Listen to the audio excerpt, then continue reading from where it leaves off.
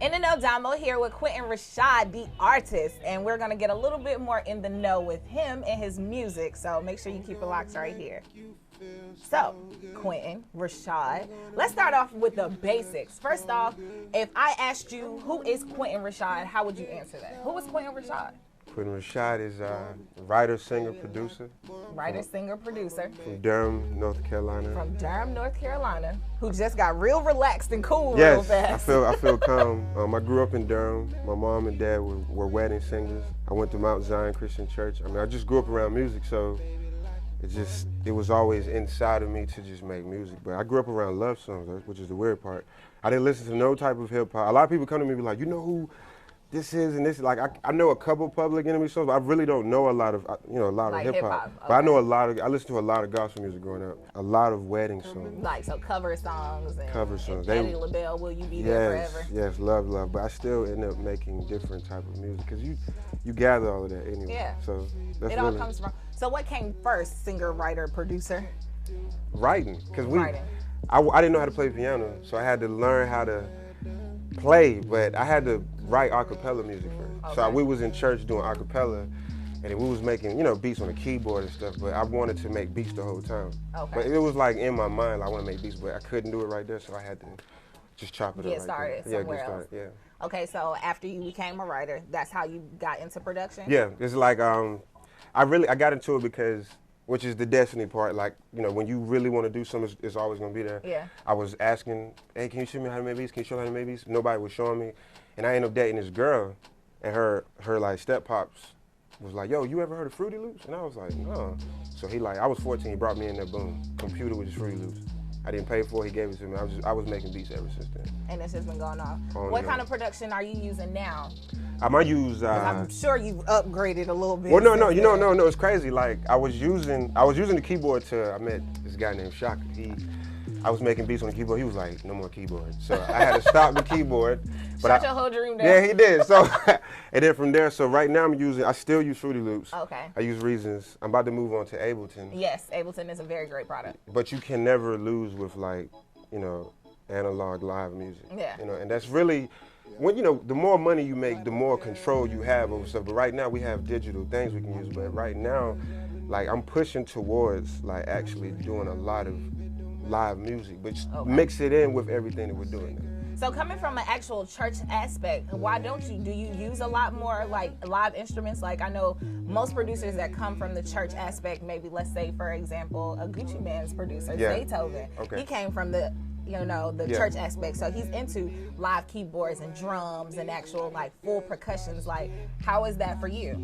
It's just a feeling. It's just a feeling. Like the music has the feeling of church. Like I don't really know how to, I mean you can mimic that, but like with me it's just, to me it's a divine moment that you're having with music. So you have to like literally just make it.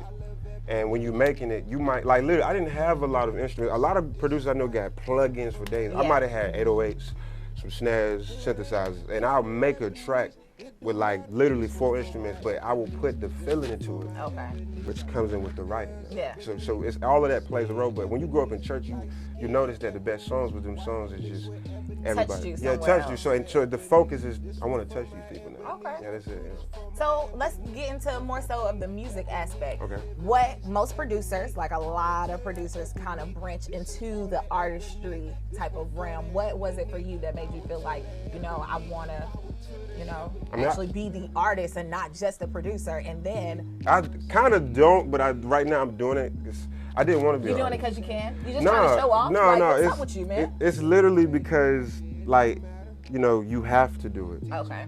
It's like when you have a talent and you're good at that, Yeah. it's not a choice. You're literally forced to do it. So with That's me, true.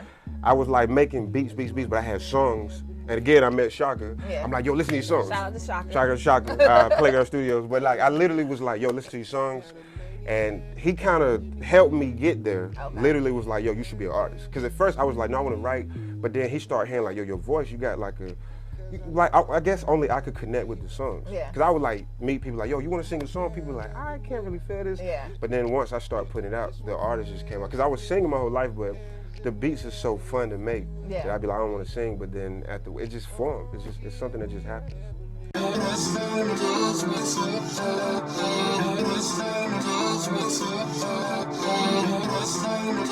Girl,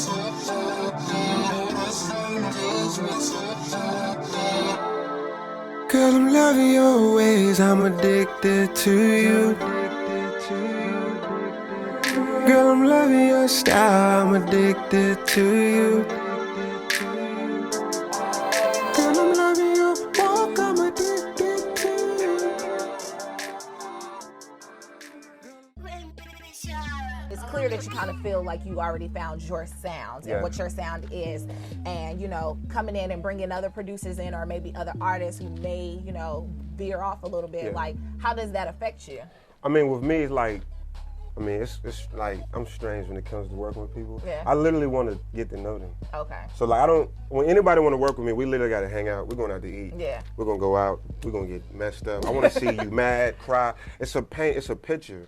And to me, that's when you get quality music. I don't want to get to the point like, oh, I got money. You going to pay me $100,000. No, I'm going to give you a song, because that's when you lose your sound. We all witnessed it. You lose your sound like that. Yes, that's true. So with me, the way I do it, I really want to vibe with this person, because there's a pain you have. There's a happiness you have. It's like blues and it's happiness, and we're gonna put all this together by a breakup or a new girlfriend. So it's like when you hang with them, you find all this out, and then you relate to them.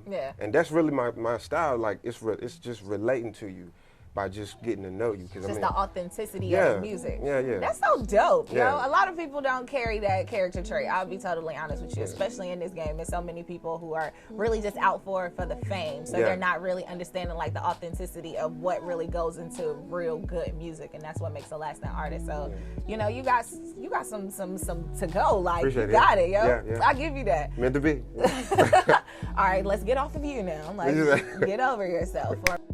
Let's talk some more about as far as like what's to come in your music. Or first, how would you describe your music? Like, what kind of genre or subgenre would you say? Since you're so romantic. I've been I mean, it can go there too, but like no, I've been compared to D'Angelo, Maxwell, Party Next Door, The Weeknd, which kind of like, if you listen to their music, it's like a feeling. It's like an aura. An aura, yeah. So my style is very like, it switches. It's kind of like, it's like traveling through a universe. One song you might be on Pluto. Number 2 you on Mars. Okay. And then next thing you know, you're not even in the same universe. You know what I'm saying? It's all based off of, I look at my music kind of like the human anatomy, the psychology of what we are. So it's like, I try to make songs based off of literally what I'm feeling and what I hear people feel. Like I might make a song based off of an argument I heard from my friends and break it down and act like I'm in it. But then next thing you know, everybody's like, oh, I can relate to this. But you're relating to it because everybody has gone through this psychologically. You know, so that's really, the style is just really just relating to people. You know, just listening to people's problems, looking at what's going on. And to me, that's pure inspiration that never ends.